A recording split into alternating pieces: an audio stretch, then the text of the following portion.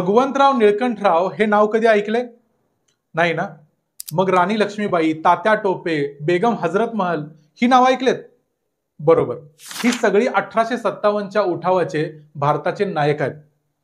मग भगवंतराव निळकंठराव देखील या महाराष्ट्राच्या मातीतल्या 1857च्या उठावाचे नायक आहेत. नाशिक मधल्या पेठ संस्थानातल्या माळेगाव, हर्सूल, कोहोर अशा गावांमधल्या कोकणा आणि भिल्ल जमातीच्या लोकांना बरोबर घेऊन भगवंतराव निळकंठराव या पेठच्या राजानं ब्रिटिशांच्या जंगल आणि जमिनीच्या कायद्यांच्या विरोधात बंड पुकारलं. त्याने 1857च्या उठावात भाग घेतला. पेठ मधला ब्रिटिशांचा खजिना लुटला, त्यांच्या चौक्या देखील जाळल्या. ब्रिटिश अधिकारी ग्लासपोल याच्या नेतृत्वाखाली आलेल्या तुकडीनं या सगळ्या बंडखोरांची धरपकड केली आणि पेठचा राजा असणाऱ्या भगवंतराव निळकंठरावांना ब्रिटिशांनी आजच्या पेठ मधल्या भिडकर कॉलेज जवळ असणाऱ्या रानदेवी मंदिराच्या समोरच्या झाडावर फासावर चढवले.